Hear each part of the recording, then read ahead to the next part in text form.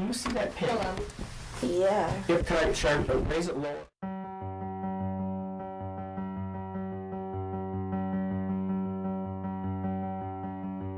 For most of us with mental health issues, they look just like you and I, right?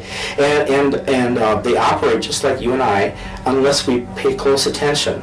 And we might find that when this lady who's really competent at school, or she working at the library, or out at Walmart, right? And she looks competent, maybe she dresses really nice. We don't know that in her home, when she gets there, that she has mental and emotional issues that nobody's ever going to know about. You're not going to know. And then one day she commits suicide. For the most part, it is unspoken. You know, a lot of people do not want to admit that they're mentally ill or that they have drug and alcohol problems. I don't know what the statistics are, so I can't quote statistics, but I'm going to say that probably every fifth person you run into on the street has a mental health issue, because that's a human condition, really. A buddy of mine walked out of an AA meeting and said, we need a place to hang out. You know, we can't hang out in the bar. Coffee shops are closed early here in Viroqua. So we need a place to hang out that's, you know, safe and that would be accessible to people in sobriety or people who are mentally ill. The medical model doesn't take the person to I'm happy. So that's why mental health is a problem in our societies, because lots of us have gotten help, but we got to help out to the level I can cope. And I can tell you from my own experience, I can cope is I'm happy.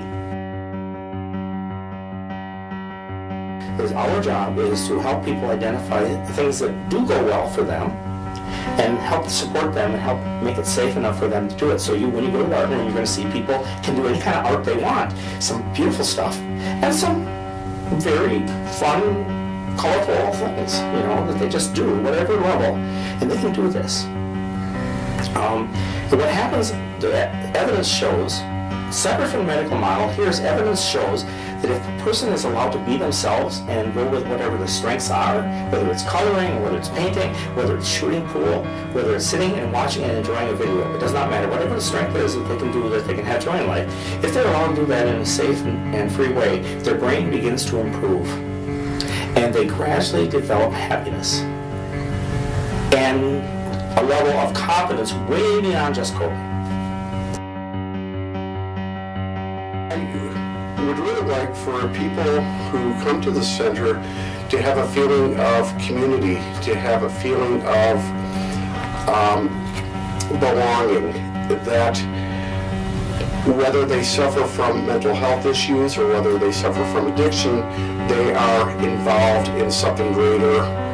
They are involved in community. They are involved with a social network. There is social interaction available to them.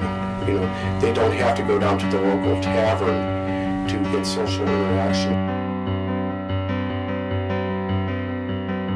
We let them identify if they want, but I'm going to tell you, the majority of people come here don't identify as having a mental health issue, but we don't identify them as having a mental health issue. So we don't use words like patients or clients. But what we say is, we say consumers, and it would be even better if we could simply say people, right? People come here.